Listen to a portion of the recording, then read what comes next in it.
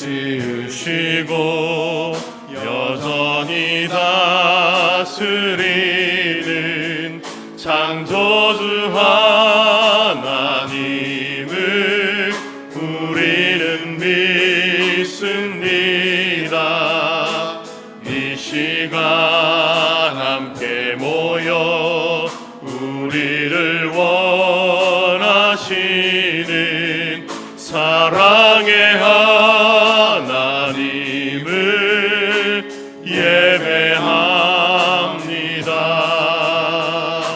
죄로 멀어진 우리를 위해 이 땅에 오신 어린 양 예수, 길과 진리 생명주를 통해 우리는 나아갑니다.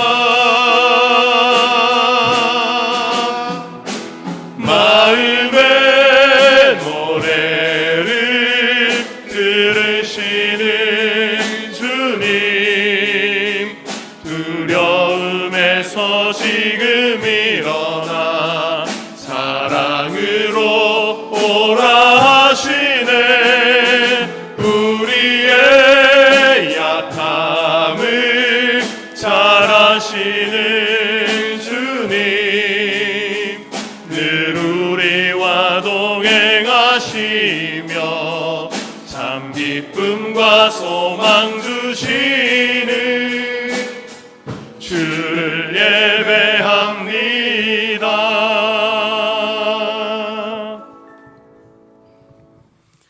여호와여, 나의 기도에 귀를 기울이시고 내가 간구하는 소리를 들으소서. 내가 환난 날에 내가 주께 부르짖으리니 주께서 내게 응답하시리이다. 주여, 신들 중에 주와 같은 자 없사오며 주의 행하심과 같은 일도 없나이다. 주여, 주께서 지으신 모든 민족이 와서 주의 앞에 경배하며 주의 이름에 영광을 돌리리이다. 아멘.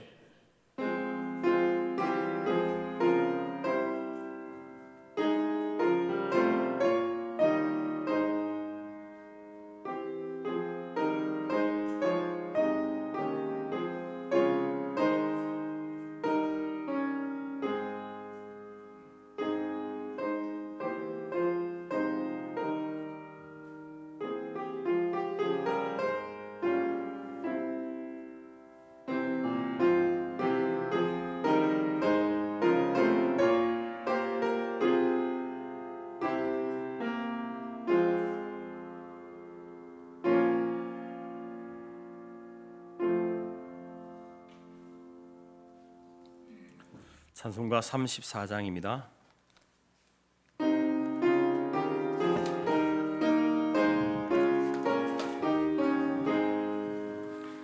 참 놀랍도다 주 크신 이름, 온 세상 중에 다 전파하라.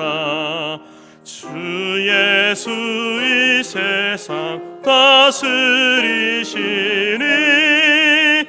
그 높으신 이름 참 영화롭다. 주 능력으로 늘 보호하고 늘 우리 곁에 함께 계시네.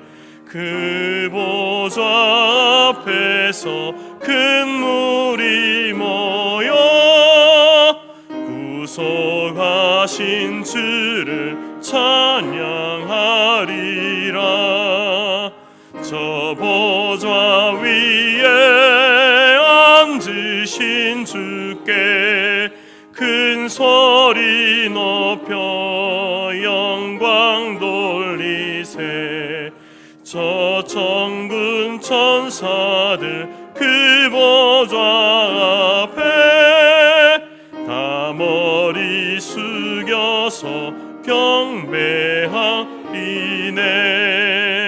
주 하나님께 다 찬양하라.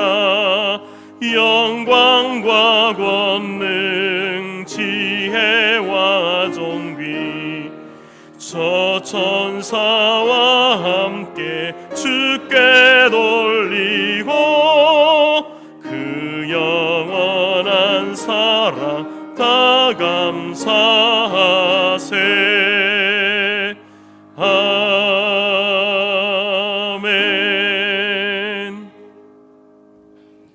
찬송가 뒤편에 교동문 76번입니다.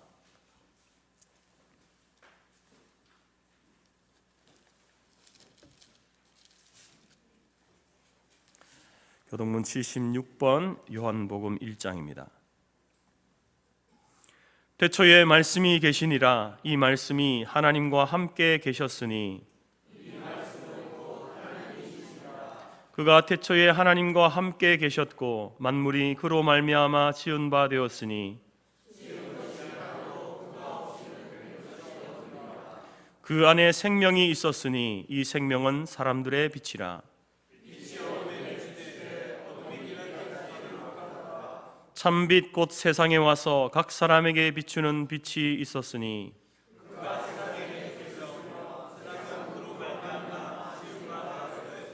세상이 그를 알지 못하였고 자기 땅에 오매 자기 백성이 영접하지 아니하였으나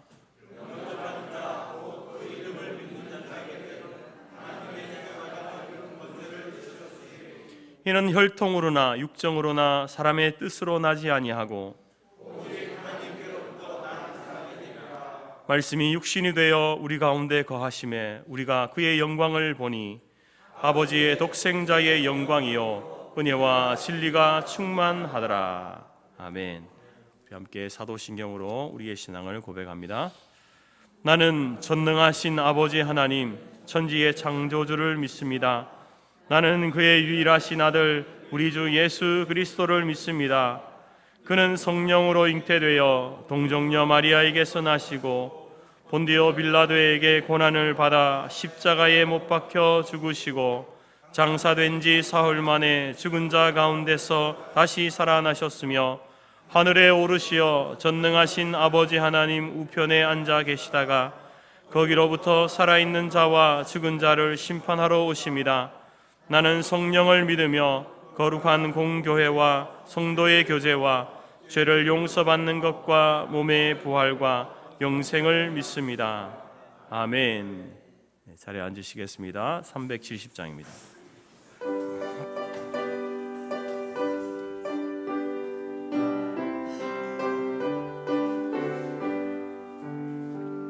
주 안에 있는 나에게 딴 근심이 있으랴.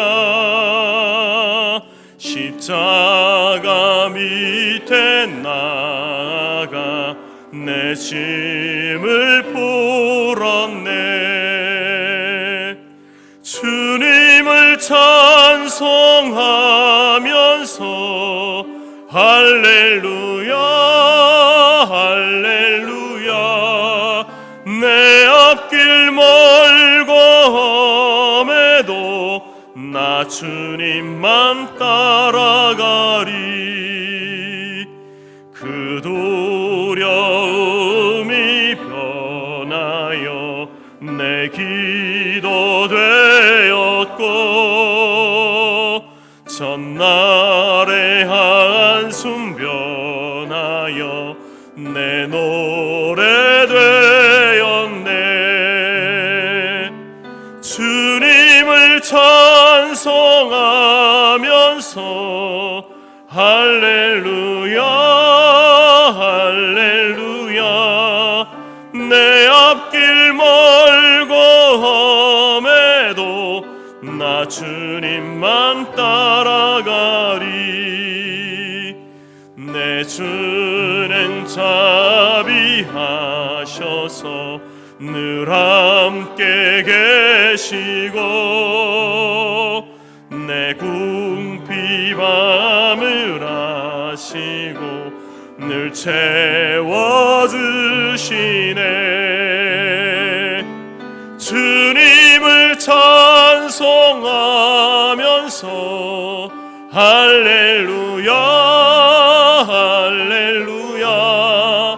내 앞길 멀고 험해도 나 주님만 따라가리. 내 주와 맺은 언약은 영불변하시니 그 나라 가기까지는 늘 보호하시네. 주님을 찬송하면서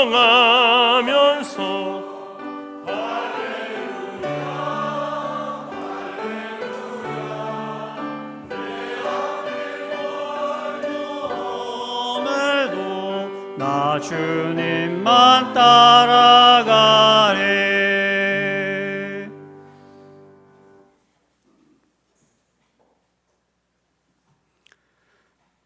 태초부터 살아계신 하나님, 말씀이 육신이 되어 우리 가운데 거하심으로 우리로 하나님의 영광을 보게 하시고 은혜와 진리로 충만하사 하나님의 뜻을 따라 영접하는 자, 그 이름을 믿는 자들에게 하나님의 자녀가 되는 권세를 주신 그 크신 사랑에 감사와 찬송과 존귀를 올려드립니다. 우리를 향한 하나님의 그 크신 사랑하심이 독생자 예수 그리스도를 십자가에 내어 주심으로 우리의 죄를 대신하게 하시고, 더 나아가 우리에게 주의 장막을 사모하게 하시고 주의 장막에서 참된 안식을 얻게 하심으로 주께 나와 예배할 수 있는 은혜를 베풀어 주심에 또한 감사드립니다. 모든 자연 만물은 하나님의 섭리 속에서 저를 따라 형형색색으로 하나님의 영광을 드러내고 각종 열매로 하나님의 마음을 풍족하게 하는 이 계절에 우리에게도 때를 따라 복과 은혜를 넘치도록 부어주셨으나 우리의 욕심과 교만함이 주님께 감사하지 아니하고 우리의 필요만 채우고 있지는 않은지 이 시간 다시 한번 우리 자신을 돌아보며 회개하오니 용서하여 주시옵소서. 너는 마음을 다하여 여호와를 신뢰하고 뇌의 명철을 의지하지 말라. 너는 범사의 그를 인정하라. 그리하면 뇌의 길을 시도하시리라 말씀하셨으나 하나님보다 우리의 계획과 방법으로 우리의 길을 결정하고 세상이 주는 물질과 명예에 대한 만족과 달콤함을 향해 그 길을 따라가다 지치고 쓰러져 있는 우리를 불쌍히 여겨 주옵소서. 살아계신 하나님, 우리에게 하나님이 여호와인 줄 아는 마음을 주셔서 우리로 전심으로 주께 돌아오게 하시고 온전한 주님의 백성이 되게 하시며 우리의 하나님이 되어 주시옵소서.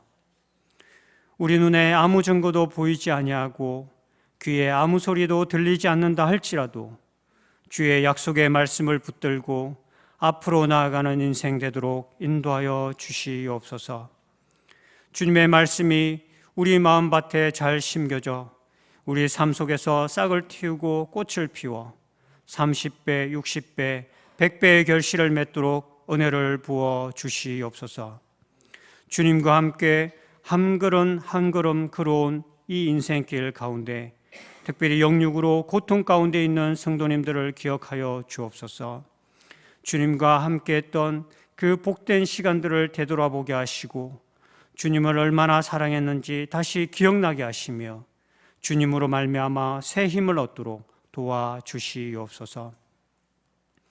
어느덧 황혼으로 저물어가는 인생, 하나님 나라의 소망을 두며 끝까지 승리하도록 맑은 정신을 허락하여 주시고 강건함으로 또한 붙들어 주시옵소서. 사람이 등불을 가져 등경 위에 둠으로 모든 사람에게 비치는 것처럼 주의 복음의 말씀을 전하고 선포하기를 원합니다. 10월 20일 새생명 축제를 통하여 복음을 듣지 못한 자들에게 주님께로 돌아와 함께 기뻐하며 찬송과 영광을 돌려드리기를 원하오니 초청 대상자들의 마음을 열어주시고 그들의 환경을 교회로 나아오도록 강권적으로 역사하여 주시옵소서. 기도 대상자들과 타지 대상자들에게는 잊어버렸던 주님을 다시 만나게 하시고 주님께로 돌아오는 귀한 은혜를 베풀어 주시옵소서. 산과 들로 나아가 사람들을 데려다가 혼인잔치 자리를 채우라고 말씀하신 하나님, 오늘과 다음 주 지역 주민들에게로 나아가 복된 은혜의 자리로 나오도록 초청하기를 원합니다. 만나는 이들의 마음을 열어주시고 그 발걸음을 우리 교회로 나오도록 긍휼을 입혀 주시옵소서. 우리 교회를 통하여 복이 흘러가는 통로가 되게 하셔서 가르치고 전파하고 치유하는 역사로 이 지역이 주님의 참된 사랑과 은혜로 깨어지고 무너진 가정들이 회복되게 하시고 집집마다 기도와 찬송 소리가 끊이지 않는 그 크신 은혜를 우리에게 부어 주시옵소서. 다음 세대를 위해 기도합니다. 우리의 자녀들이 예배와 말씀을 통해 인격적으로 주님을 온전히 만나고 주님 안에서 뜻을 정하여 하나님의 신실한 일꾼으로 성장시켜 주시옵소서. 특별히 수능을 앞둔 자녀들에게 지혜와 건강을 붙들어 주시고 자신을 향한 하나님의 뜻과 비전을 발견하고 주의 길을 따라 진로를 잘 선택하도록 은혜를 더하여 주옵소서. 세우신 대통령과 위정자들이 주님의 말씀 앞에 온전히 순종하게 하시고 공의와 정의를 바르게 실천하게 하시며 하나님께서 주신 권위를 바로 알고 하나님의 뜻을 따라 바르게 사용하도록 인도하여 주시옵소서. 하나님을 대적하는 모든 입법, 행정, 사법의 행위들을 막아주시고 당리 당략이 아닌 국민을 위한 올바른 정치를 행하도록 변화시켜 주시옵소서. 북한의 독재 아래에 있는 주민들을 긍휼히 여겨주시고 하루빨리 민주적으로 정권이 이양되게 도와주옵시며 복음이 남북으로 평화적으로 통일되어 자유롭게 예배하며 찬송하는 그날을 하루속히 허락하여 주시옵소서. 이 시간 세계 곳곳에서 발생하고 있는 전쟁과 테러, 자연재해로 인한 수많은 사람들이 목숨을 잃고 삶의 터전이 무너짐으로 희망을 잃어가고 있습니다. 하나님, 그들에게 필요한 물품들이 공급되게 하시되 특별히 하나님의 참된 사랑과 은혜가 다시 회복되는 기회가 되도록 인도하여 주시옵소서. 세계 곳곳에서 복음을 전하시는 선교사님들을 붙들어 주옵소서. 큰 광풍과 폭풍우 속에서도 두려워하지 않는 것은 만물의 주인 되시며 창조주 되신 예수님께서 함께 계시기 때문임을 잊지 않고 하나님의 선하신 계획하심을 기억하고 그 부르신 사명을 잘 감당하도록 은혜를 다하여 주옵소서. 선교 현장에 필요한 모든 것들이 채워지게 하시며 건강과 자녀들의 학업 생활을 지켜주시고 생명의 위협으로부터 보호하여 주옵소서. 오늘도 말씀 앞에 겸손히 엎드립니다. 주의 종을 통하여 말씀하여 주시고 그 말씀에 아멘으로 화답하며 순종하는 우리 모든 성도님 되도록 은혜를 부어 주옵소서. 말씀을 전하시는 목사님에게 성령의 충만함을 부어 주시되 영육간의 강건함으로 붙들어 주셔서 주께서 맡기신 사명을 감당함에 조금도 부족함이 없도록 능력을 다하여 주옵소서. 날마다 주님과 대면하는 삶이 되게 하시고 하나님의 마음에 합한 자 되어 주님의 마음을 시원케 하는 주의 종이 되도록 인도하여 주옵소서. 이 시간 예배를 도우며 섬기는 모든 헌신과 손길들을 기억하여 주시고 늘 주님과 동행하는 복된 삶이 되도록 은혜를 부어 주옵소서. 우리 삶의 이유가 되시며 참 소망이 되신 예수 그리스도의 이름으로 기도드립니다. 아멘.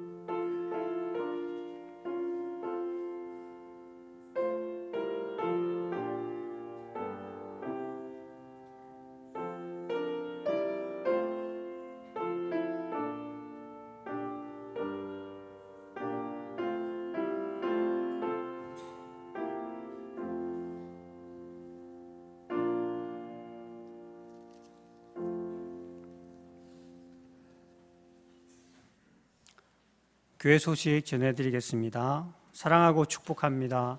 하나님은 영이시니 예배하는 자가 영과 진리로 예배할지니라. 하나님을 영화롭게 하며 그분을 영원토록 절구하는 것이 인생의 주된 목적이고 그 출발이 예배입니다. 공적 예배와 삶의 예배를 통하여 하나님과의 교제, 영원한 안식과 위로를 얻는 성도님들이 되시기 바랍니다. 선교 특별 헌금 안내입니다. 오늘 예배 중에 인도네시아를 섬기는 한중섭 선교사의 성경 보급 사역과 파라과이를 섬기는 최영길 선교사의 교회당 지붕 공사와 그리고 저희 성터교회 선교 사역에 부족한 재정을 위해 선교 특별 헌금 시간을 갖습니다. 10월 20일 새생명 축제가 있습니다. 영혼 구원은 교회의 존재 이유입니다. 기도하고 만나고 초청합시다. 그리고 오늘 식사 후 1시에 지역 전도를 나갑니다. 많이 동참하여 주시길 바랍니다. 그리고 전도 후에 축제 준비 모임을 갖습니다.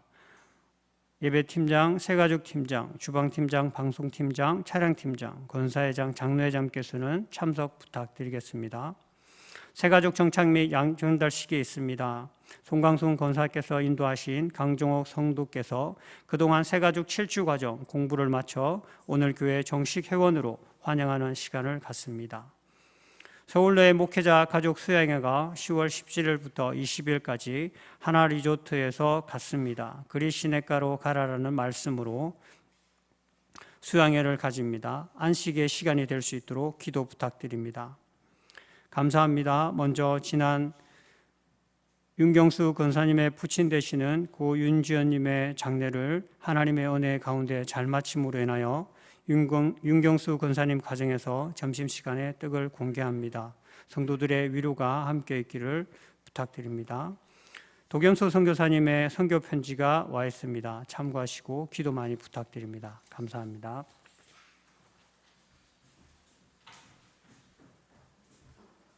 찬송가 212장 찬양하면서 준비한 예물 드립니다.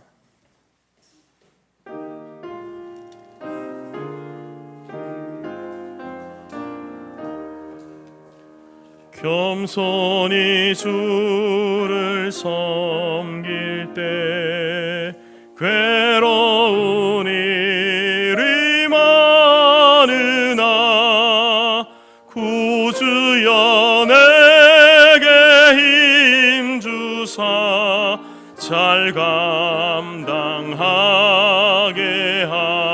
하소서. 인자한 말을 가지고 사람을 감화시키며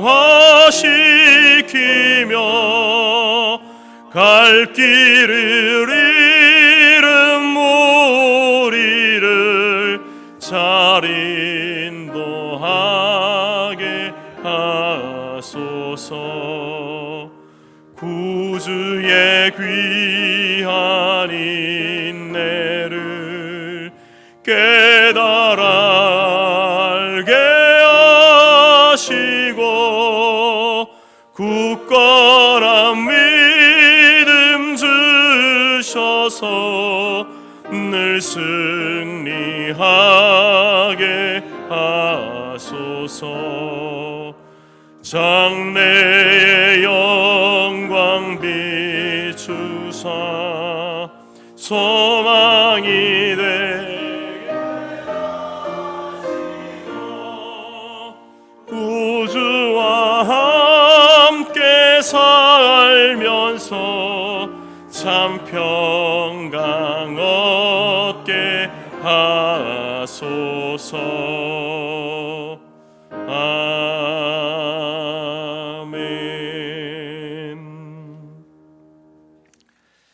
기도하기 전에 우리 특별 순서를 갖겠습니다. 우리 새가족 정착과 양전달식을 갖도록 하겠습니다. 우리 강정옥 성도님 그리고 송광순 권사님 두 분 앞으로 나오시죠.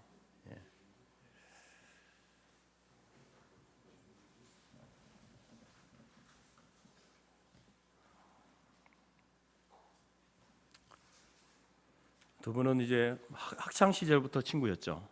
친구였고 또 우리 강 성도님은 오랫동안 이제 미국에 계시다가 이제 한국에 들어와 이렇게 계시는데 우리 교회를 미국에서도 다니셨다가 이제 한국 와서 어떤 교회를 다닐까 정하던 중에 이제 친구가 다니는 교회 우리 송 권사님이 오랫동안 학창 시절부터 이제 지금까지 다니는 그 교회 친구가 다니는 교회면은 괜찮겠다, 믿을만하겠다 이렇게 해서 이제 교회를 결정하고 저희 교회에 나오게 되었고 또 이제 교회 7주 과정 물론 기간은 더 오래됐습니다. 또 미국 다녀오시는 그 기간이 있어가지고 오래되었지만 이제 7주 과정을 마치고 이렇게 저희 교회 정식 성도로 회원으로 이렇게 이제 환영하고 축하하는 시간을 갖게 되었습니다. 우리 새 가족이 이제 공부 과정을 마치면은 저희 교회에서는 이제 성경책을 선물로 드립니다. 이미 있겠지만 이 성경책은 특별한 책입니다. 왜냐하면 저희 교회 도장이 찍혀 있거든요. 최고의 책을 우리 강정옥님께 드립니다. 2023년 10월 8일 성토교회 장창호 목사 드림. 그리고 전도하신 분에게는 상징적으로 양 한 마리를 이렇게 드립니다. 축하의 박수 드리겠습니다.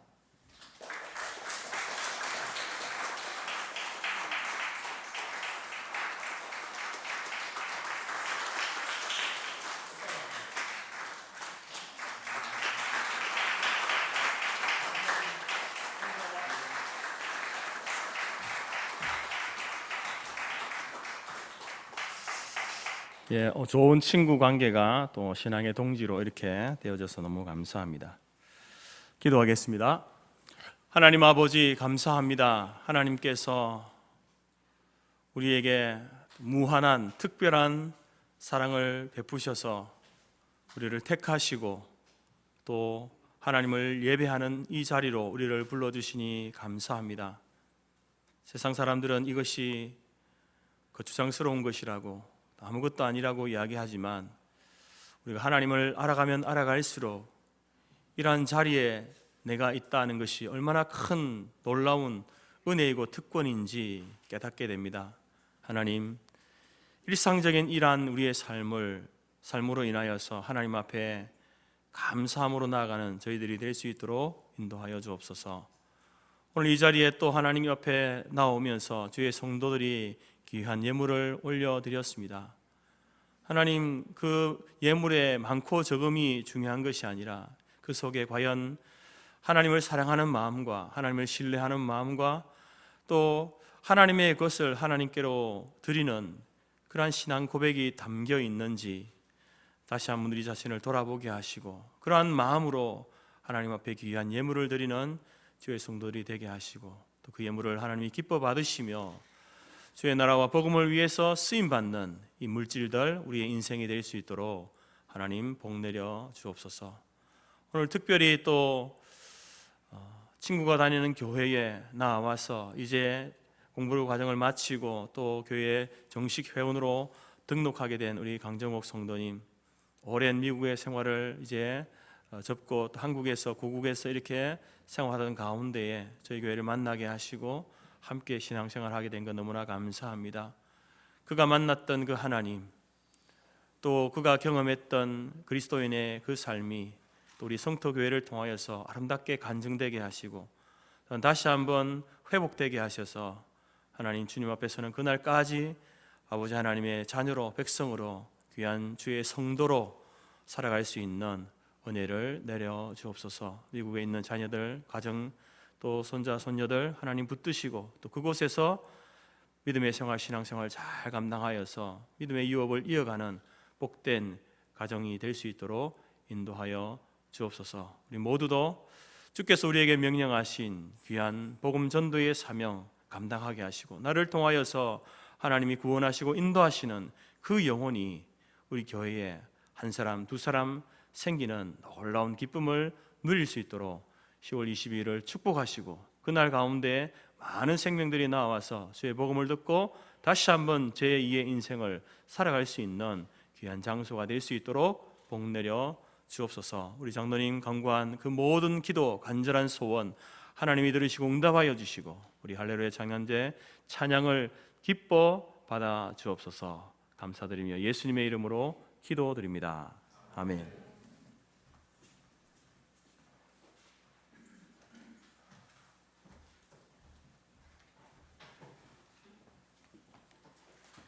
하나님이 우리에게 주신 말씀은 빌립보서 4장 4절에서 7절까지이며 신약 321페이지입니다.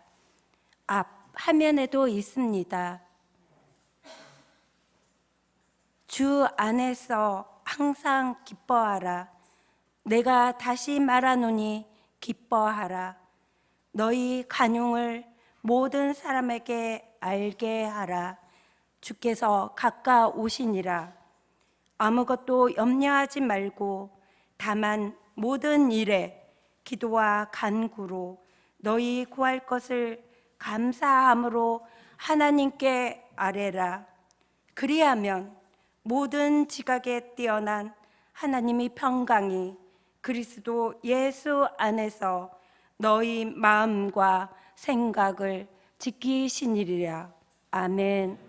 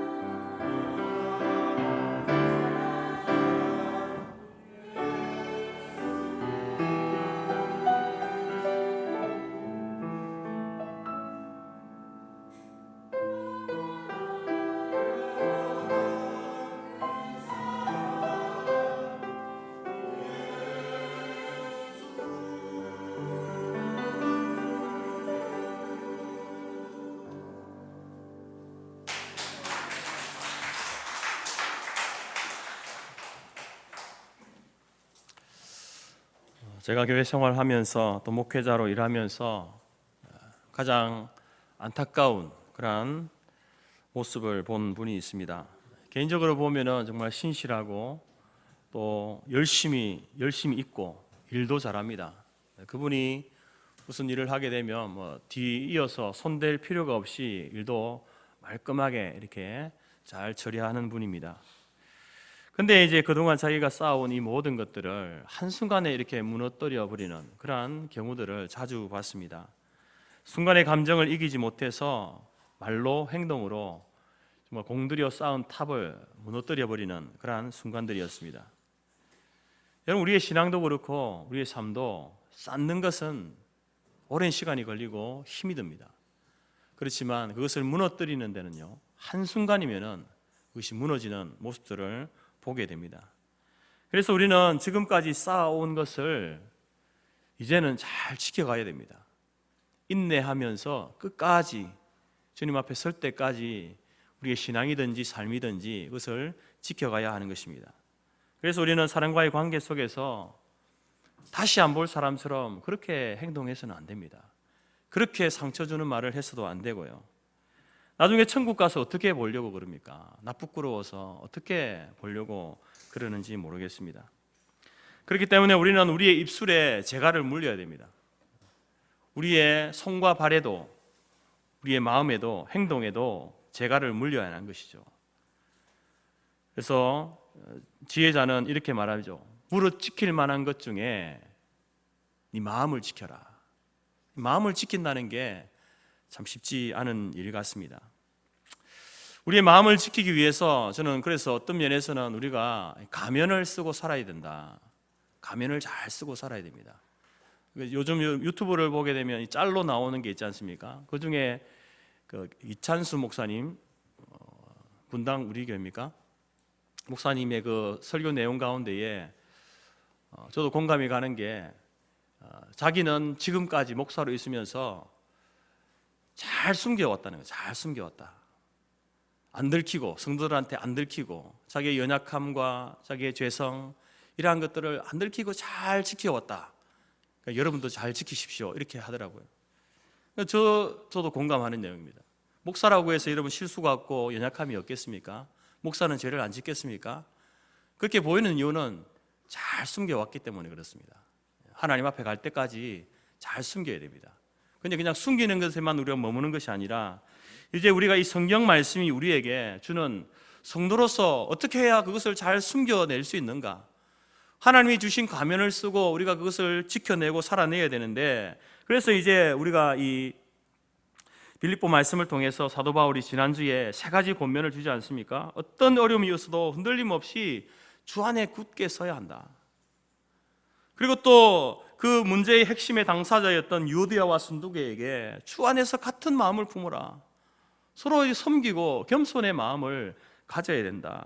그리고 빌립보 교회 성도들을 향해서 화평하는 자가 되어야 된다. 서로 평화를, 화평을 만들어내는 자들이 되어야 한다. 이렇게 여러분 권면하고 있지 않습니까? 이러한 말씀의 가면을 잘 써야 되는 겁니다. 우리 마음의 악함이 마음대로 활보하도록 내버려둬서는 안 되는 거죠. 어쩌면 이것이 우리의 어떤 영적인 수갑이 될 수도 있고요. 하나님께 주신 자유 안에서 우리의 제한된, 우리가 방종하지 않도록 하는 그것이 하나님의 말씀 아니겠습니까? 성경이 성도로 하여금 어떤 삶을 사는 것이 합당한 것인가, 이 말씀을 우리가 잘 염두에 두고 그 말씀대로 살아갈 때에 우리가 여러분 들키지 않는 거죠. 하나님 앞에 물론 그 연약함과 죄에 대해서 우리가 늘 고백하고 회개해야 되겠지만, 그러나 사람들 앞에 그것을 쌓아놓은 것을 잘 지켜내는 것이 중요하다라는 겁니다. 이어서 오늘 본문의 말씀 가운데는 이제 빌립보 교회 성도들이 명심해야 될 중요한 핵심 가치를 우리에게 소개해주고 있습니다. 그것이 바로 이제 설교 제목이죠. 주께서 가까우시니라. 주께서 가까우시니라. 이 주께서 가깝다라는 이 말은요, 2가지 의미가 있습니다. 하나는 시간적인 의미인데요, 주님께서 하늘로 부활 승천하신 그 주님께서 다시 이 땅에 재림하실 그 시간이, 그 때가 가까워졌다라는 시간적인 의미가 있습니다. 여러분, 초대교회는 그 교회 성도들은요, 그 시대에는 온갖 고난과 박해와 핍박이 있었던 시대입니다. 우리가 상상할 수 없는 그런 고난과 핍박이 예수 믿는다는 이유 때문에 있었던 그러한 시대였습니다. 그러한 그들에게 가장 큰 소망이 무엇이겠습니까? 가장 큰 위로가 무엇이겠습니까? 그것은 다른 것이 아니었습니다. 주님의 재림이었습니다. 우리 주님께서 재림하셔서 이제 우리의 이 억울함과 원통함과 우리의 이 고난과 이 모든 것에 대해서 갚아주시는 때, 그때가 그들은 그때를 기다렸던 것이죠. 그래서 교회는요, 고난의 때마다 시간과 장소를 불문하고 교회가 고난을 당하던 때, 성도가 고난을 당하던 때에는요, 항상 강조되던 것이 재림의 신앙입니다. 우리 재건교회 믿음의 선진들도 그들이 강조했던 게 재림의 신앙이거든요. 초대교회 때 성도들에게도 있었어도 주님의 재림이 가까워졌다. 그러니까 조금 더 참아라, 조금 더 견뎌라, 인내해라. 이것을 성경이 우리에게 계속해서 이야기하고 있는 겁니다. 그래서 주님이 다시 오시면 우리의 고되고 억울하고 눈물 나는 이 상황이 주님이 오시면은 역전이 일어나니까 그때까지만 잘 참아라. 그것을 우리에게 가르치고 있는 것입니다. 두 번째로 주께서 가까우시다라는 말의 의미는요, 공간적인 의미가 있습니다. 그러면 우리가 주님이 가까이 우리에게 오실 재림하실 그때만 그러면 기다려야 되는가? 그게 아니라는 겁니다. 이 공간적인 의미라는 것은 그 주님이 지금 나와 가까이 계신다, 나와 함께 계신다, 주께서 가까우시다, 이 말은요, 공간적으로 주님이 나와 함께 계시다라는 주님의 임재 신앙을 이야기하는 거예요. 여러분, 우리 예수님께서는 승천하셔서 하늘 보좌 우편에 계시다, 그곳에서 우리를 위해서 기도하고 계신다라고 성경은 기록하고 있습니다. 그렇지만 그러면 그곳에만 계시는가? 아니라는 거죠. 그분은 바로 성령으로 우리와 함께 계시는 분입니다. 저와 여러분은 세상에 혼자 내던져진 존재가 아닙니다. 하나님이 나와 함께 계시죠. 우리와 함께 계신다는 겁니다. 주께서 가까우시다는 것은 바로 주님이 나와 함께 있다라는 사실에 대해서 잊지 말아라. 그 믿음을 가지고, 그 임재 신앙을 가지고 살아라. 주님의 재림의 신앙과 주님의 임재의 신앙을 우리에게 가르치는 것이 바로 주께서 가까우시다라는 말의 의미입니다. 그래서 사도 바울은 주님이 가까우시니까 이 말을 믿고 기억하고, 그러니까 이것을 믿는 사람이, 성도가 어떤 삶을 살아야 하는가, 어떤 삶의 특징을 가져야 하는가에 대해서 우리에게 세 가지 권면을 하고 있습니다. 성도 여러분, 주님의 가까우심을 믿고 있습니까? 그렇다면 첫 번째로 주 안에서 항상 기뻐하십시오. 이 4절 말씀 보십시오. 주 안에서 항상 기뻐하라. 내가 다시 말하노니 기뻐하라. 여러분, 사도 바울이 빌립보 교회 편지를 쓸 때에 바울은 지금 쇠사슬에 매인 채 로마 감옥에 갇혀 있습니다. 어둡고 쾌쾌한 냄새가 나고 습기가 많은 지하 감옥에 갇혀 있습니다. 그가 이제 정당한 재판을 받을지 아닐지 모르는 상황입니다. 그가 언제 죽을지도 모르는 그런 상황 속에 있습니다. 그 상황에 있으면서 자기는 가장 절망적인 상황에 있으면서 빌립보 교회 성도들을 향해서 주 안에서 기뻐하라, 다시 말하노니 기뻐하라, 이렇게 이야기합니다. 권면하고 있습니다. 아니, 도대체 사도 바울은 뭐가 그렇게 기쁘길래 그 고난당하는 성도들을 향해서, 어려운 가운데 있는 성도들을 향해서 기뻐하라고 이렇게 권면합니까?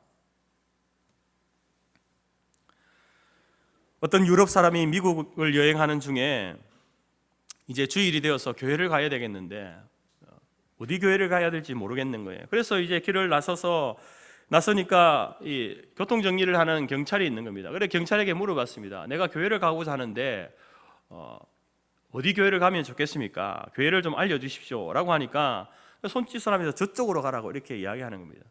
그래서 그 말대로 저쪽으로 갔습니다. 갔는데 교회 찾기가 너무 힘든 거예요.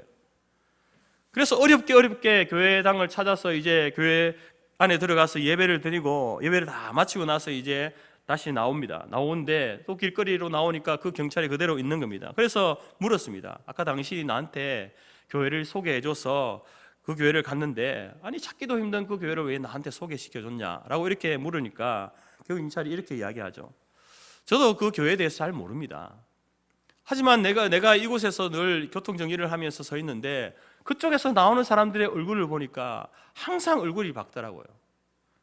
밝은 건 좋은 것 아니겠습니까? 라고 이렇게 이야기를 했다는 겁니다.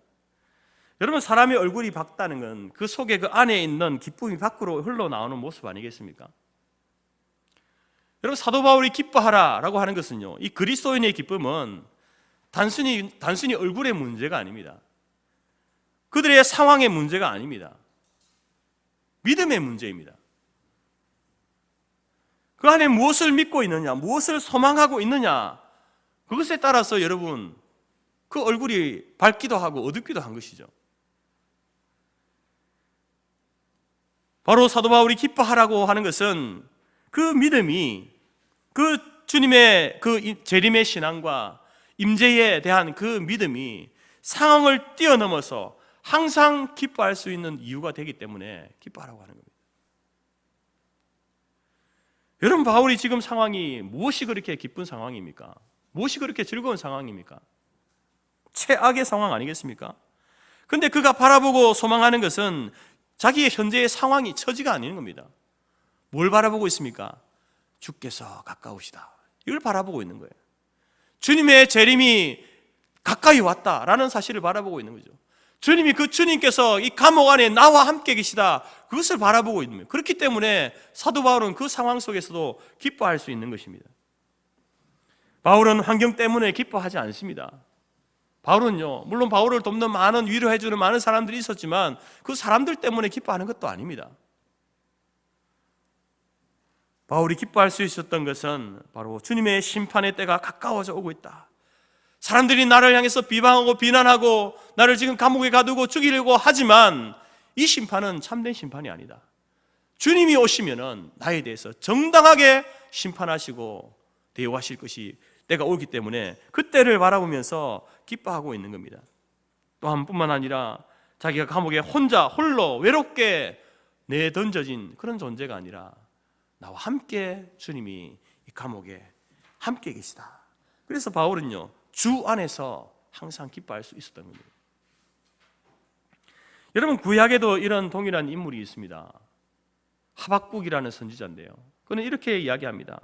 비록 무화과 나무가 무성하지 못하고 포도나무에 열매가 없고 감람나무에 소출이 없고 밭에 먹을 것이 없고 우리의 양이 없고 외양간에 소가 없을지라도 나는 여호와로 말미암아, 나는 하나님으로 말미암아 즐거워하며 나의 구원의 하나님으로 말미암아 기뻐하리로다. 여러분, 농사짓는 농부에게 이 상황을 이야기하면요, 이 즐거워할 수 있는 상황이 아니잖아요. 기뻐할 수 있는 상황이 아닙니다.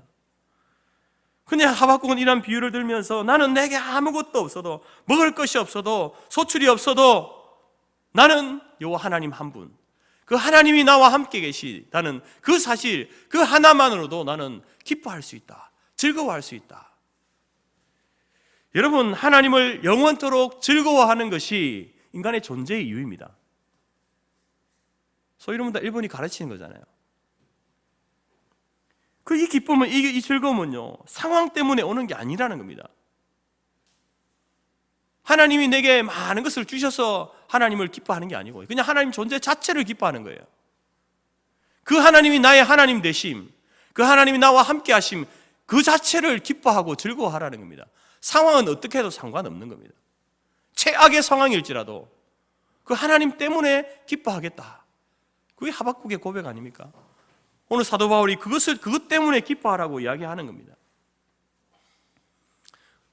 우리에게 있는 기쁨은요, 이 밖에서 오는 기쁨도 있고요, 안에서 오는 기쁨이 있습니다. 밖에서 오는 기쁨이 뭡니까? 삶이 풍요롭고 평안하면 기쁘지 않습니까? 좋은 것을 구경하고 맛있는 음식을 먹으면 기쁘지 않습니까? 또한 내가 좀 더 날씬해지고 예뻐지면 기쁘지 않습니까? 내가 하는 일이 잘 되고 사람들이 나를 인정해 줄 때 기쁘죠. 이러한 기쁨들은 밖에서 오는 기쁨입니다. 이런 것도 의미가 있죠. 그 기쁨도 우리가 누려야 되지만, 그러나 이 기쁨의 가장 취약점이 뭡니까? 이 기쁨은요, 잠시 잠깐이라는 거죠. 유통기한이 짧은 거예요. 변한다는 것입니다. 영원하지 않다라는 거죠. 근데 또 하나의 기쁨은요, 안에서 오는 기쁨입니다. 우리 안에서 일어나는 기쁨. 안에서 일어나는 기쁨, 그러면 내가 내가 내 삶을, 내가 기쁨을 만들어내게 되겠구나. 내가 만들어내는 기쁨이 아닙니다. 내 안에 주님이 계셔서 그 주님이 주시는 기쁨, 그것이 안에 있다가 주님이 내게 주시니까 그것이 밖으로 나오는 거예요. 그래서 안에서 나오는 기쁨입니다. 그런데 여러분, 이 주님이 주시는 이 기쁨은요, 단점이라고 하면 단점이고 특징이라면 특징인데요, 주님이 주시는 기쁨은 고난과 함께 온다는 겁니다. 고난을 통해서 그게 극명하게 드러난다는 거죠. 그래서 이제 이 주님이 주시는 이 기쁨은요, 고난과 함께 오기 때문에, 고난의 모습으로 변장해서 오기 때문에 잘 눈치를 못 채는 거예요. 사람들이 눈치를 못 채는 겁니다.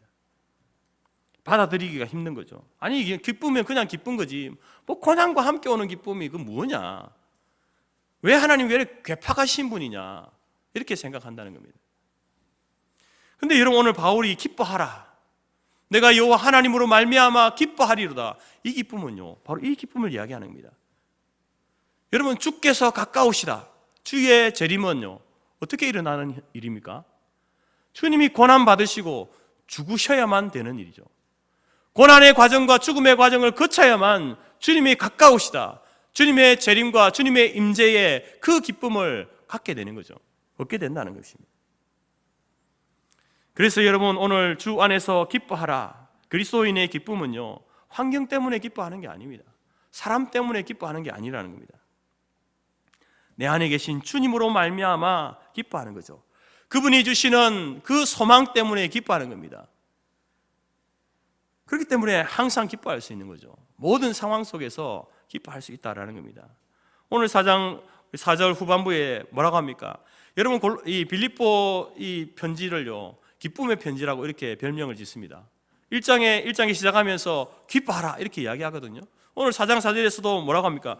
내가 다시 말하노니 기뻐하라.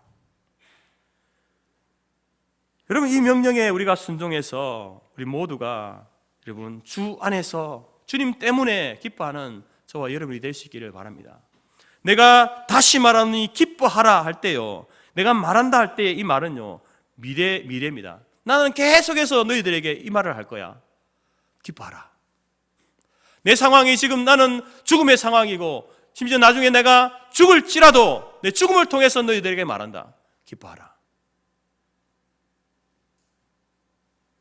사랑하는 성도 여러분, 하나님께서 바울을 통해서 오늘 우리에게 말씀하십니다. 주 안에서 기뻐하십시오. 내가 다시 말하노니 기뻐하십시오. 여러분, 그렇게 말하면 우리 이렇게 하죠. 아니, 목사님, 이런 상황에서요? 이렇게 어렵고 힘든 상황에서 기뻐하라고요? 아니, 내가 나를 속상하게 만드는 사람이, 나를 힘들게 하는 사람이 저렇게 있는데 기뻐하라고요? 그때 뭐라고 하십니까, 주님께서? 내가 다시 말하노니 기뻐하라. 주님의 명령에 순종해서 상황을 보지 마시고 사람을 보지 마시고 여러분 주의 재림을 바라보며 주의 임재하심을 확신하는 가운데에 하나님이시는 그 기쁨, 내 안에서 샘솟듯이 나오는 그 기쁨으로 기뻐하는 저와 여러분이 될 수 있기를 간절히 바랍니다. 두 번째로 주의 임재와 재림을 믿고 신앙하는 사람들의 특징은요, 우리의 관용을 모든 사람에게 알게 해야 한다라는 겁니다. 5절 말씀에 너희 관용을 모든 사람에게 알게 하라. 빌립보 교회 성도들은요, 그들의 관용함을 모든 사람에게 알게 해야 된다는 겁니다. 지금 여러분, 이 빌립보 교회에 대표적으로 문제 있는 두 사람이 누굽니까? 서로 다툼이 있고 갈등이 있는 사람이 누굽니까? 유오디아와 순두계죠. 이 유오디아와 순두계, 유오디아는 순두계에게 자신의 관용을 알도록 해야 합니다. 순두계는 반대로 유오디아에게 자신의 관용을 알도록 하라, 이 말을 하고 있는 겁니다. 관용이라는 말이 너그럽게 대하는 태도거든요. 상대방을 너그럽게 대하는 태도, 넓은 마음으로 대하는 태도. 여러분, 이 두 사람의 문제를 우리가, 이 문제가 구체적으로 무엇인지는 모르지만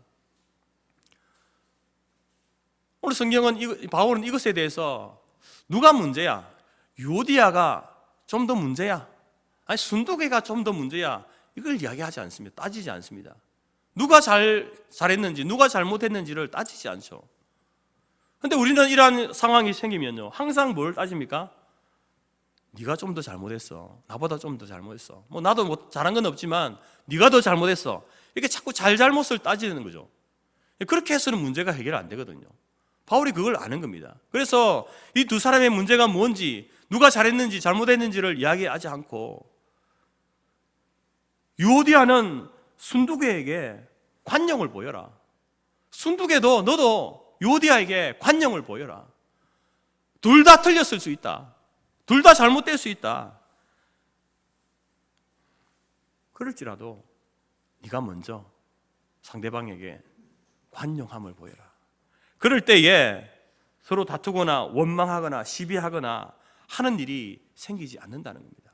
문제가 해결될 수 있다라고 이렇게 이야기하는 거죠. 여러분, 철학자 헤겔은요, 이런 말을 했습니다. 마음의 문을 여는 손잡이는 안쪽에만 있다. 우리 마음, 닫혀진 마음, 닫힌 마음, 그 문을 여는 손잡이는요, 밖에 있지 않습니다. 무슨 말입니까? 안에 있다는 말은요, 그 문을 여는 것은 밖에서 누가 상대방이 열어주는 게 아니라는 겁니다. 내가 열어야 된다는 거죠. 우리가 다른 사람과의 관계에서 상처받지 않는 방법은요, 상처 주는 사람이 없기를 바라는 게 아닙니다. 내가 상처받지 않기로 다짐해야 된다는 거죠. 그러니까 상처받는 것은 누구의 문제입니까? 나의 문제라는 거죠. 다른 사람이 나에게 하는 어떤 행동이나 나의 평가에 대해서 거기에 목숨 걸지 말라는 겁니다. 우리의 인생 전체를 볼 때에 우리에게 일어나는 일은요, 10%입니다. 그리고 거기에 대한 반응은 어떻게 반응하냐? 그게 90%입니다. 그게 인생이랍니다. 그래서 문제는 뭐냐? 나에 대한 다른 사람의 의견, 그 말, 행동, 그것이 중요한 게 아니라는 거예요. 그것 때문에 화내거나 상처받거나 그렇게 하지 말라는 거죠. 그것에 반응하고 화를 내고 상처를 받는다는 건 뭔 말입니까? 내가 다른 사람이 나를 좌지우지하도록 놓아둔다는 말이죠. 손잡이는 안에 있는데, 밖이 열 수 없는데, 다른 사람이 나에 대해서 말할 권리가 있죠. 그러나 그것을, 다른 사람이 한 그 말, 행동, 그것을 거부할 권리는 누구에게 있습니까? 나에게 있는 거예요. 그래서 다른 사람의 말이나 행동이나 그것이 나를 정의해 주지 않습니다. 나의 어떤 존재 가치를 결정하는 것도 아닙니다. 우리는 다른 사람의 말을 잘 들어야 되지만 그 말에 따라서 여러분 다 반응을 보일 필요가 없다는 겁니다. 무시할 것은 무시하고 넘어가야 된다는 거죠. 오늘 바울의 표대는 예수님을 온전히 본받는 것이었죠. 바울이 보이는 관용은요, 예수님을 본받은 관용입니다. 로마 교회 성도들 가운데에서도 여러분 사도 바울을 비방하는 사람이 있었습니다.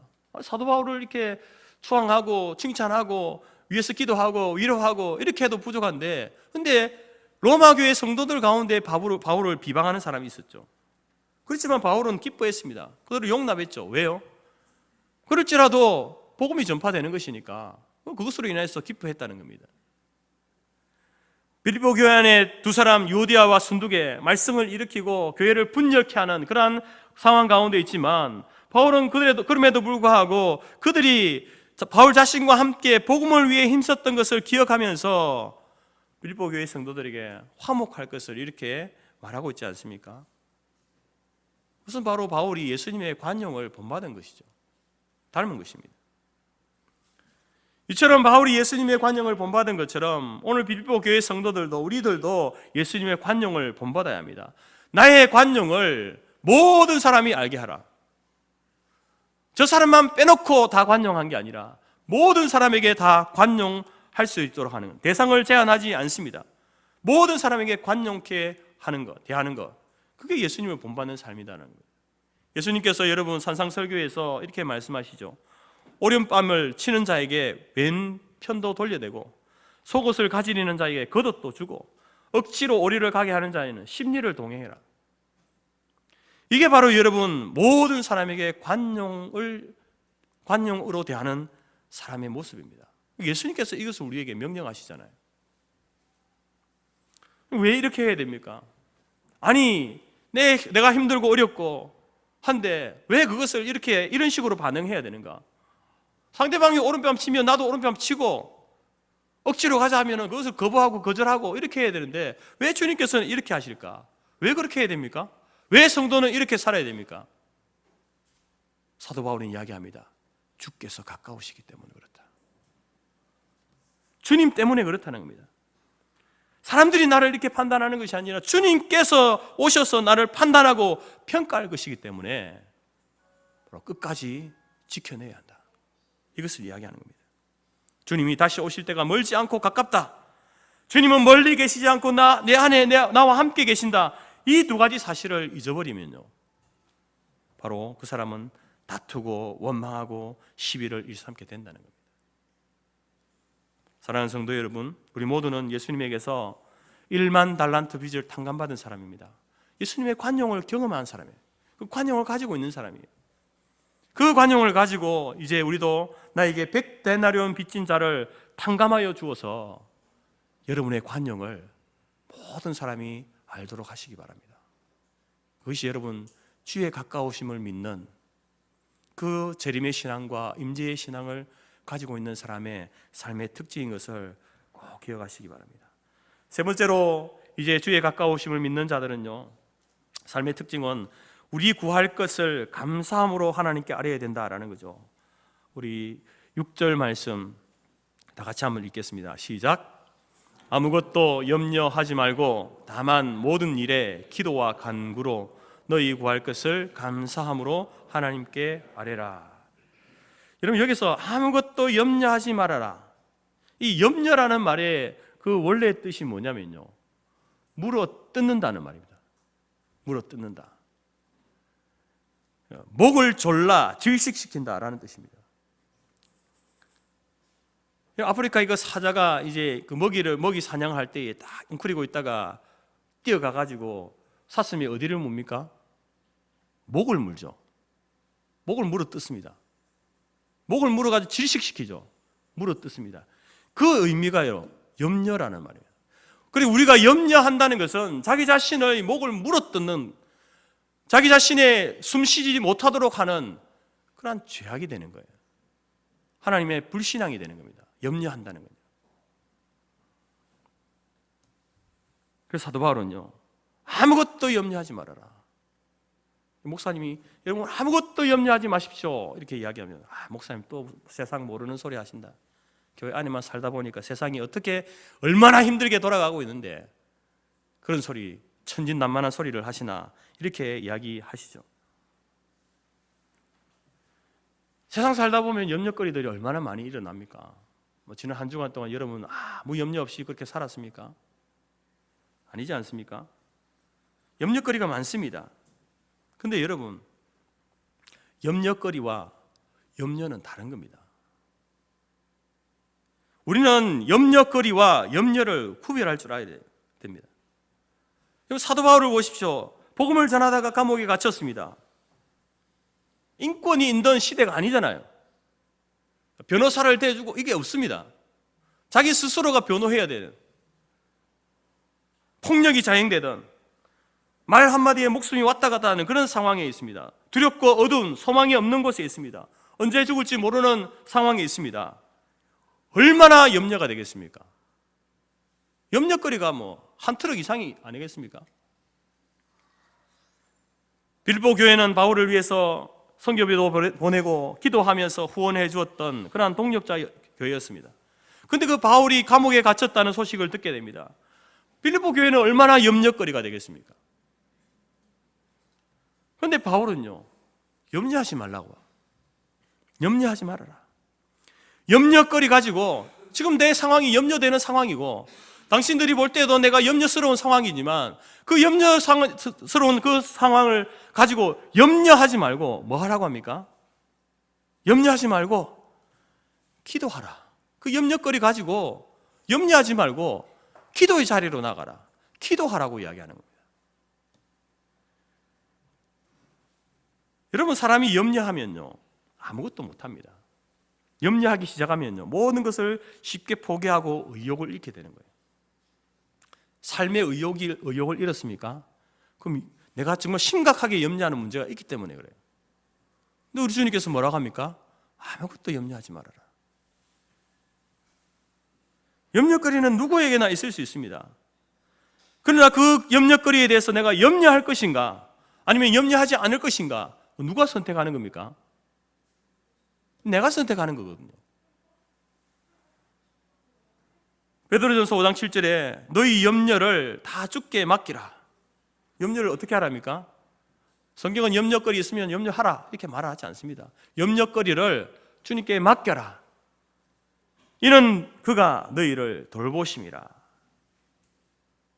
가까이 계신 주님께서, 우리가 우리의 염려거리를 주께 맡겨버리면은 가까이 계신 주님께서 그것을 책임져 주시고 돌봐 주신다라고 이렇게 말씀하고 있잖아요. 누가 맡겨야 됩니까? 내가 주님께 맡기는 거예요. 염려거리 가지고 염려할 것인가 아니면 그것을 맡길 것인가, 내가 하는 거예요. 우리에게 맡겨주신 겁니다. 우리의 권한으로 주신 거예요. 6절 말씀 보십시오. 다시. 다만 모든 일에 기도와 간구로 너희 구할 것을 감사함으로 하나님께 아뢰라. 여러분, 문제가 있습니까? 어려움이 있습니까? 염려거리가 있습니까? 주께서 가까우십니다. 이 사실을 모르면요, 염려하게 됩니다. 주께서 가까이 계신다. 내 염려를 맡겨버릴 그분이 저기 멀리 계신다. 그러면요, 자기가 염려하는 거예요. 그러나 그 주님이 가까이 계신다. 내 염려를 맡아줄 분이 가까이 계시면 어떻게 합니까? 그 사실을 알면 하나님께 아뢰게 되는 거죠. 온갖 모든 일에 기도와 간구로 너희 구할 것을 감사함으로 하나님께 아뢰라. 염려거리는 그래서 염려해야 될 일이 아니라 기도해야 될 일이다. 그래서 그 기도로 나아갈 때에 염려를 감사로 바꾸게 된다는 거죠. 여러분, 사람이 언제 기도합니까? 염려가 있을 때 기도하거든요. 염려가 있을 때, 물론 없을 때도 기도하지만 특별히 여러분 강력하게 여러분 언제 여러분 그렇게 간절하게 기도해 왔습니까? 염려가 있을 때 기도하잖아요. 그래서 우리 염려라고 하는 것은요, 우리 기도의 출발이고요, 감사는요 기도의 종착지입니다. 염려를 가지고 기도했는데 나중에 그 염려가 어떻게 바뀝니까? 감사로 바뀐다는 거죠. 그래서 염려 없는 사람은요, 사실 기도할 것이 없는 사람이죠.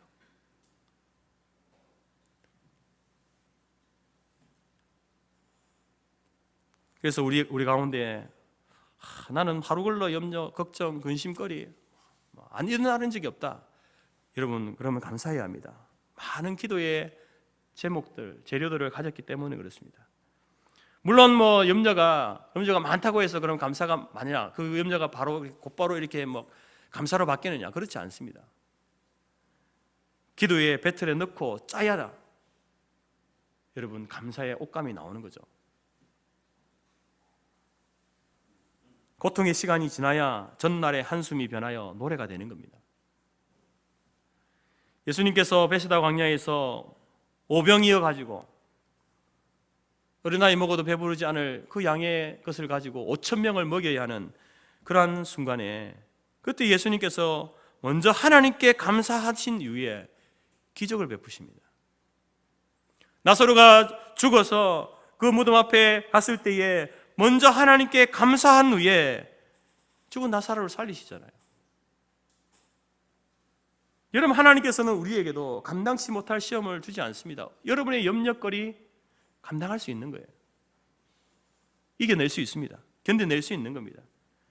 또한 하나님께서 그것을 하나님께 맡길 때에 합력하여서 우리 하나님은 선을 이루어 주시는 분이에요. 염려를 만났을 때에 어떻게 기도하다가 감사로 바뀌게 됩니까? 기도하다 보면요, 그 염려거리를 나 혼자만 지고 가는 것이 아니라 주님이 함께 해주시고 그것을 합력하여 선을 이루실 분이 나와 함께 계시고 그 주님이 나의 주님이심을 알게 될 때에 감사하게 되는 겁니다. 감사함으로 주께 아뢰라. 정신이 없는 사람이 아닙니다. 기도하다 보면요, 그 사실을 알게 되니까 감사하게 되는 거예요. 상황이 바뀐 게 아닙니다. 염려거리가 없어진 게 아니에요. 근데 감사하게 되는 거죠. 왜? 주님이 나와 함께 계시는구나. 내 근심거리, 염려거리를 맡길 그분이 나와 함께 계시는구나 라는 사실을 깨닫게 되면서 감사함으로 아뢰게 된다라는 겁니다.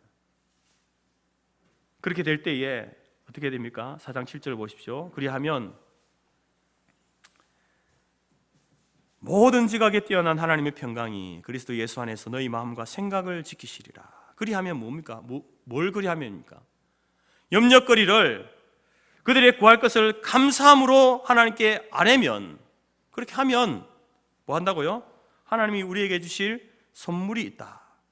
모든 지각에 뛰어난 하나님의 평강, 그 평강을 우리에게 선물로 주신다는 겁니다. 여러분, 그 평강은 모든 지각에 뛰어난 평강이다, 이렇게 이야기하죠. 지각이라고 하는 것은 사람의 생각이나 사람의 판단, 이해, 이것을 이야기하죠. 그 지각을 뛰어넘는 평강, 사람의 생각과 이해를 뛰어넘는 평강을 언제 주신다고요? 염려거리를 기도로, 감사함으로 기도할 때에 평강을 주시는, 우리 안에 평강을 주신답니다. 다시 말해서, 다른 말로 해서 여러분, 기도할 때에 모든 상황을 뛰어넘는 평강을 주신다는 겁니다. 우리 안에 어떻게 평강이 생겨납니까? 우리 안에 계신 주님께 우리가 기도할 때에 그 주님께서 막 상황을 다 바꿔가지고 싹 정리해서 그렇게 평강을 주는 게 아니고요, 그 상황을 뛰어넘는 평강을 주신다는 겁니다. 이겨낼 수 있는 평강을 주신다는 겁니다. 그리고 그 평강은 하나님의 평강이다. 그 평강은 내가 만들어내는 게 아니에요. 내 안에서 막 짜내는 게 아니라 하나님이 가지고 계신 평강, 세상이 줄 수 없는, 오직 주님만, 하나님만이 줄 수 있는 평강, 그 평강을 주신다. 언제요? 염려거리를 감사함으로 기도할 때 주신다는 겁니다. 그리고 그 평강이 그리스도 예수 안에서 너희 마음과 생각을 지켜주신다. 물어 지킬 만한 것 가운데 네 마음을 지켜라. 어떻게 마음을 지킵니까? 여러분, 마음 꼭 붙들고 있으면 지켜집니까? 못 지킵니다, 여러분. 한번 해보십시오. 더 힘들어질걸요. 내 마음 지켜야지 하고 있으면 어떻게 마음을 지킬 수 있습니까? 바로 그리스도 예수 안에 있는 그 평강, 모든 지각에 뛰어난 하나님의 평강을 우리에게 주실 때에 그 평강 때문에 우리가 마음을 지켜내는 거예요.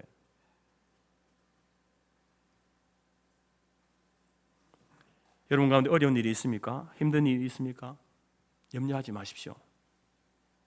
사람에게 하소연해보고 조언을 구하지만 그것도 잠시 잠깐 이렇게 위로가 되지만, 그러나 때로는 그것도 잘못될 수 있는 거예요. 성도는 결국에 모든 일에 기도와 간구로 구할 것을 감사함으로 하나님께 아뢰는 자가 되어야 됩니다.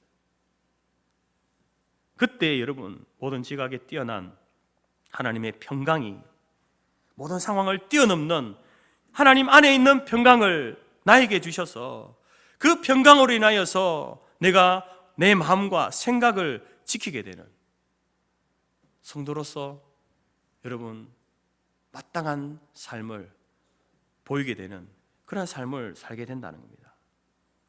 하나님께서 정하신 가장 좋은 때에 가장 좋은 방법으로 우리가 구하거나 생각한 모든 것에 더 넘치도록 응답하실 분이 바로 우리 하나님이시다라는 겁니다.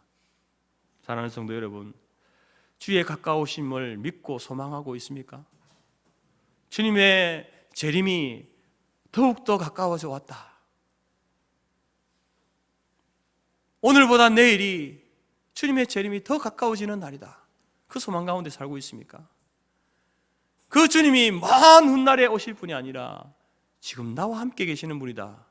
주의 가까우심에 대한, 임재에 대한 믿음을 가지고 살고 있습니까? 그렇다면 주 안에서 항상 기뻐하십시오.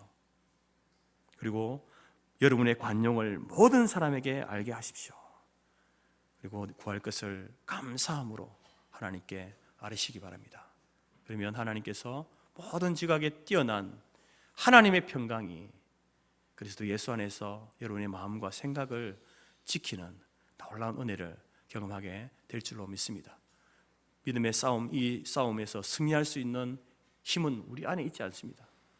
우리가 함께 계시는, 우리 오셔서 우리를 심판하시고 우리에게 위로하시고 보상하실 그 하나님께서 우리에게 주실 것이고, 그 힘을 가지고, 그 능력을 가지고 오늘도 우리 모두가 주 안에서 든든히 서가는 우리 성토교회, 우리 모든 성도들의 삶이 되기를 주님의 이름으로 축복하고 권면합니다.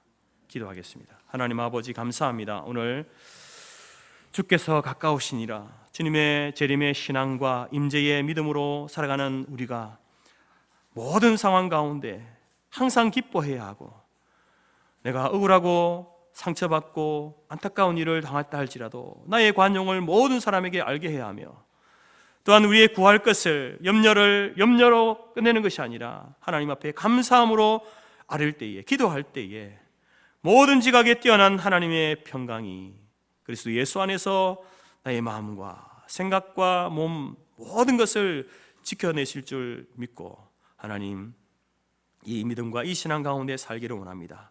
이 믿음대로 살아가기를 원합니다.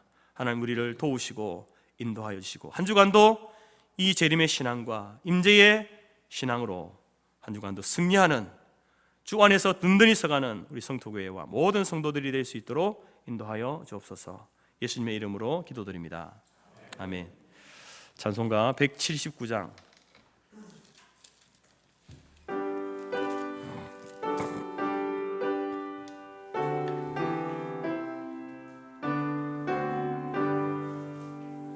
주 예수의 강림이 가까우니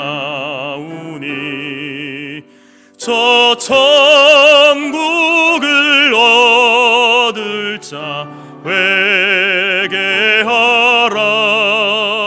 주 성령도 너희를 부르시고 무천사도 나와서 영접하네. 주 예수님 너희를 찾으시니 왜 의심을 하면서 오지 않나.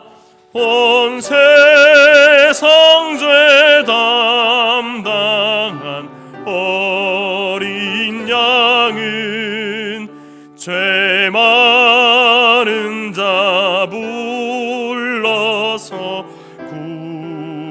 구원하네. 이 세상이 즐기는 재물로는 내 근심과 고초를 못 면하리. 또 숨질 때 위로를 못 얻으며 저 천국에 갈 길도 못 찾으리. 내 아버지 주시는 생명 양식 다 배불리 먹고서 영생하라. 곧 의심을 버리고 주께 오면 그 한없는 자비를 힘입으리. 아멘. 축복 기도하겠습니다. 지금은 우리 주 예수 그리스도의 은혜와 하나님 아버지의 크신 사랑과 성령의 교제 교통 충만케 하신 은혜가 주께서 가까우시니라.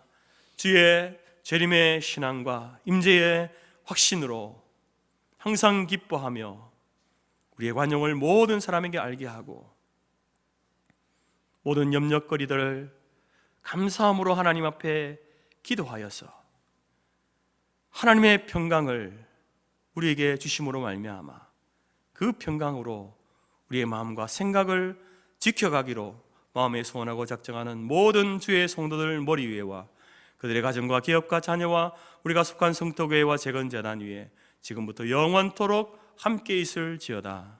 아멘.